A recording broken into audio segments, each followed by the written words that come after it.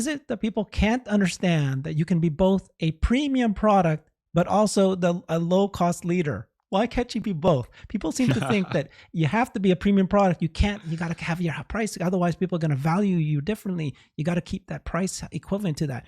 I'm like, what if you do both? Holy, crap. What is wrong with that? Well, I mean, I think the concept of premium is strange to me, right? Because if you think about technology, the cell phone, this thing that's cracked 7 days to Sunday because I don't know how to take care of a phone. It's dirty as hell. Sorry, everybody. That's super passionate about keeping their phones clean and not shattered. Oops. It's funny because I put on the shell after I crack my phone. So they prevent their smart further cracks. Yeah, let's tell you how cheap I am with my phones.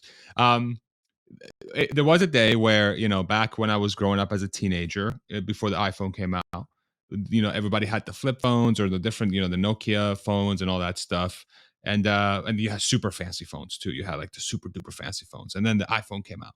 And the iPhone was like, wow, dude, this thing is awesome, super premium, right? But then over time, what happened? Literally everybody in the Western world has no one knows what the hell you have anymore. Everybody has this.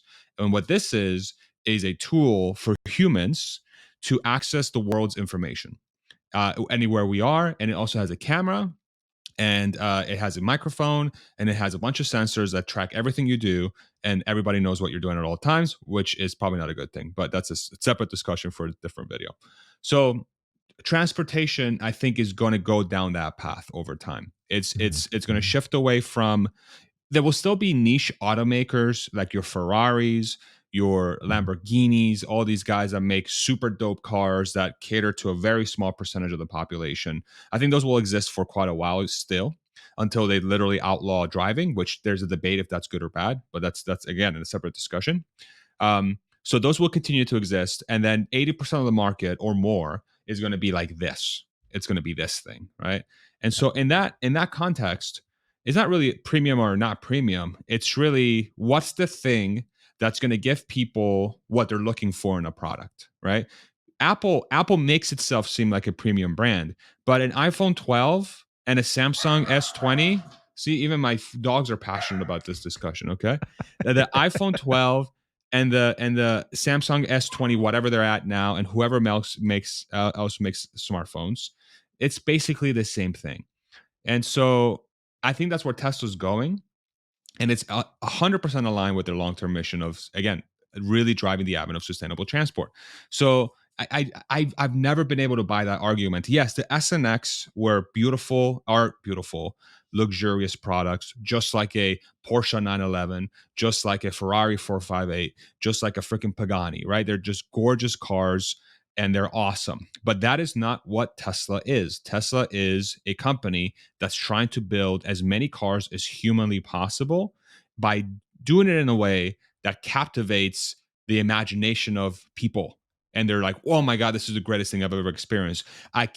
Tesla's mission is to be able to sell a $25,000 car, and people get in there and they're like, I cannot believe I own this thing, and it's the greatest thing I've ever experienced in my life. I am shocked that I'm able to pay $500 a month for everything, and I can have the acceleration of a Porsche. It feels as premium as anything I've ever experienced in my life, and it drives me around, and I feel like I have an invisible chauffeur with me at all times, and I have my privacy.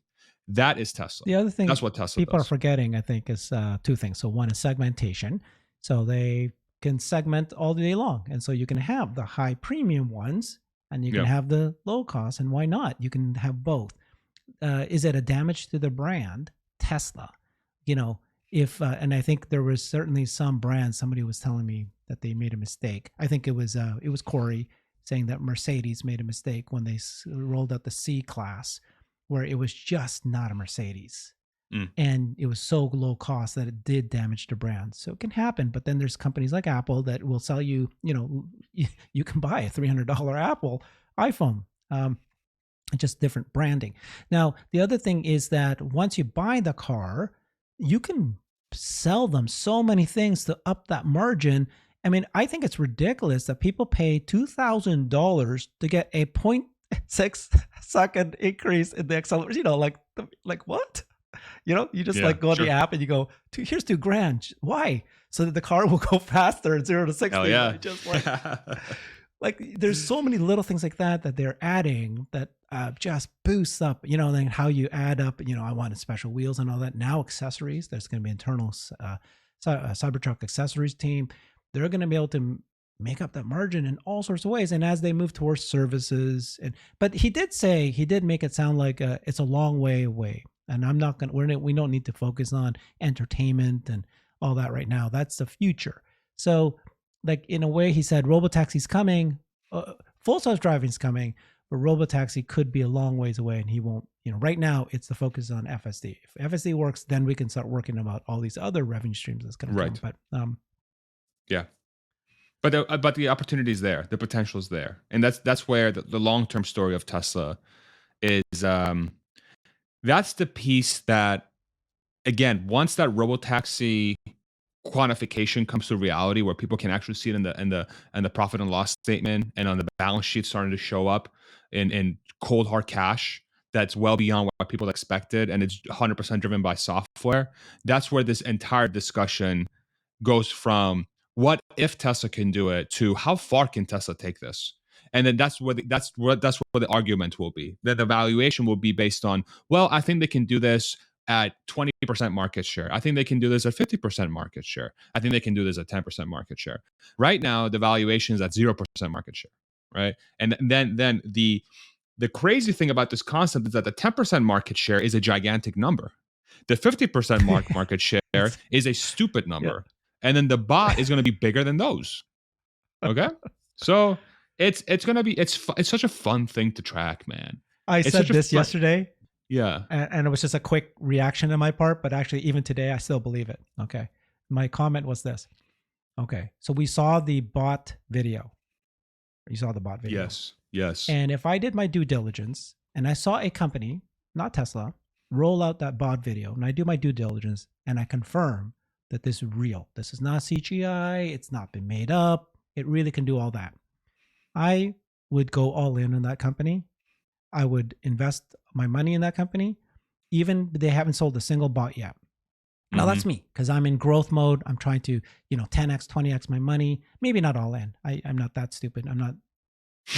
Yeah, it's like when you said 100%. I'm like that. Yeah, you would be like, that looks like insane potential. I have to get in there. That would be the mentality, right? If it validated what I saw, right? This bot moving, walking, it's able to grab things and move it, and it's able to learn on its own.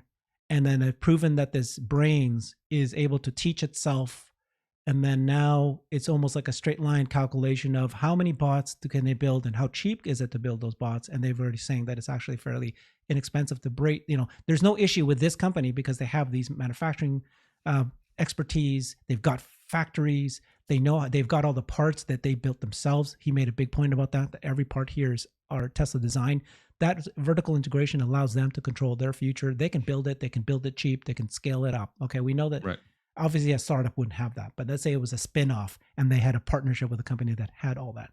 So manufacturing is going to be costly, and I see that this potential of this product. And then just like you said earlier, and we all understand, if bot works, this is crazy potential for, like you have to validate, are people going to buy this or not? So there's that. Of course risk. They are. Well, so you just said, of course you are. And I think we all say that, but then what if there's not, right? Like what if people are afraid of the bots? And then what if, right? I don't know. Again, you and I can see clearly the use cases where people would buy this. But that's another scenario, right? You can see this thing doing all these things. But what if it can't fold laundry and it can't do dishes because it's just, yes, I can do a nice demo of grabbing this thing, but it can't, when it tries to dishes, it'll break it or something like that. Mm-hmm. Then all of a sudden, what use cases? And it's manufacturing firms. And there's still tons. Anyways, I said, when I saw that thing, just that alone, I'd already invested in this company. Mm-hmm. And yet we have people here invested in Tesla saying, oh, those are lottery tickets. Yes, they're lottery tickets. But every year that goes along, every time you see a milestone like this, those lottery tickets don't become just a lottery ticket. They become like more and more likely, like the odds are in your favor each year. It gets the odds, probability changes, right? Right. So, yeah. I don't know. So did you feel the same way as I did? Yeah, I was quite surprised. It's just, I see stuff about the bot. I get super excited. I'm like, damn, this thing's going to be insane. And then I forget about it Mhm. because I'm like, it's still Yeah, far. Right. And then I'm like, right. okay, but full self driving. I literally have, as Gally and others and Elon have called I have my robot on wheels in my driveway that I literally get to experience this firsthand. And I'm recording podcasts for my robot on wheels right now, today. And so I'm Mhm. just excited about that. But now, yesterday's video, again, it went from, oh, it's gonna walk, to, hey, look, it's walking, but it's not defined like the newest version. Oh, hey, look, it's doing a little arm movement, but it's tether and it's not walking. Oh, now it's walking with a tether. Oh, now there's 6 of them walking. Oh, now they're picking up stuff with their hands and stuff, and they're doing useful things, kind of. Oh, wow. Okay, what happened? They went from nothing to this in like a year and a half, and it's all internal. And they're really the only ones that are doing this. Boston Dynamics are doing their own too, and they're a phenomenal company that's truly state of the art. But they're not solving, I believe, for the mass scale, useful humanoid robot that's going to have a hand that will be extremely useful and it will be affordable by the masses. That's not. I don't think. It doesn't seem like that's Boston Dynamics' long term goal, which is fine. They can do. They have every right to do whatever they want. They're a phenomenal company. But Tesla's solving the long-term mass market question around having a thing that's going to free up your time. The most valuable currency, Elon has brought this up as he's talking about time, the most valuable currency in the world. And I think all of us would agree. If there's one thing none of us can get back is time. I was having an awesome conversation with somebody from the community yesterday about like time and, spending time with family and stuff. Is like ultimately that's what's most important. And now Tesla, a car company, haha, is working on a humanoid robot that's going to allow human beings to get back the most valuable currency in the world, that exists for Mm. humans to actually use. And how is this not going to be the greatest success of all time if it works? Mhm. If it works, right? But track record, Yeah, every product what would is be a the lot cheaper. Yeah. yes, everything will be Um, a lot cheaper. Everything.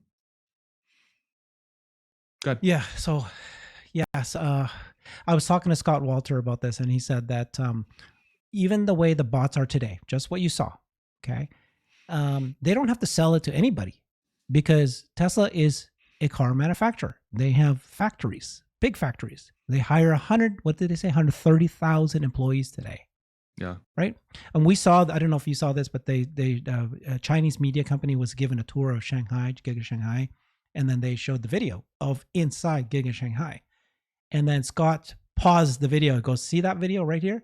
There was a worker whose job was to, there's other bots, right? Big giant bots that are coming in and Mhm. moving, and big giant parts being moving, right? And it's Mhm. very dangerous for a human worker. So they are caged.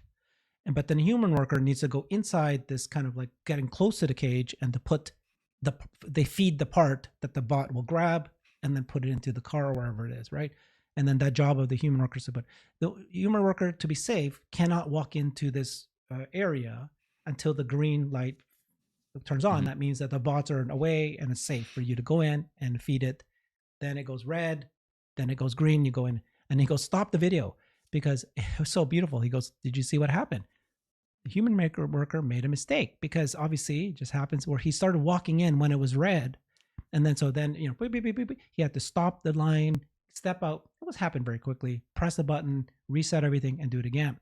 So what he was saying is that if you take a bot, and the bot can do that today, just that. It doesn't have to be walking, doesn't have to be fine motor control. It can easily grab that thing and put it to that spot, grab that thing and move it to that spot.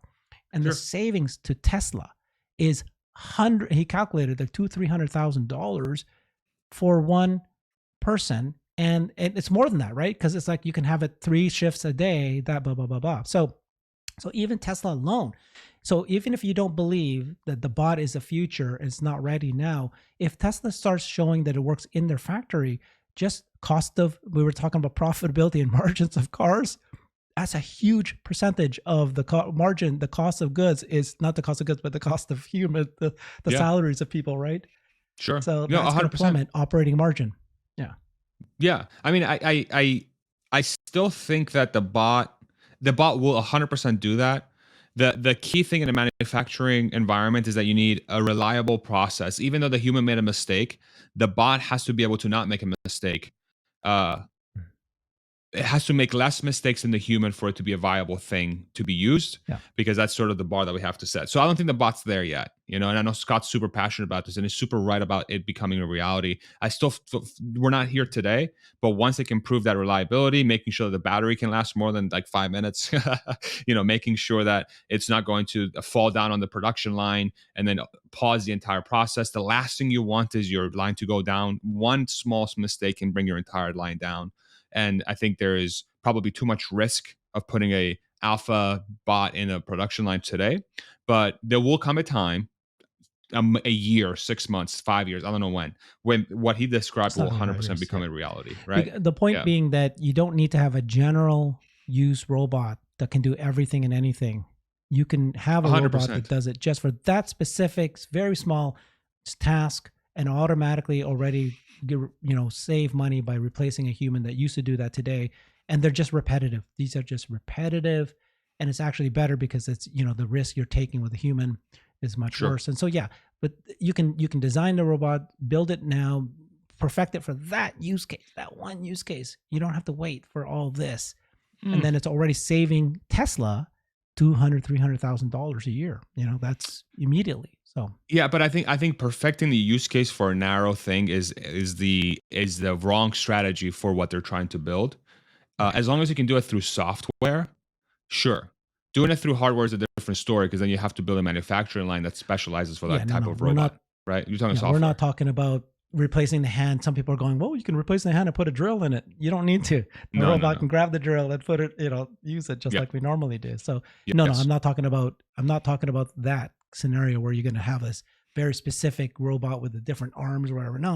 I'm talking about just, here you only need the bot to walk 5 feet forward, 5 feet backwards. Might not need to be able to, do anything other than grab and put.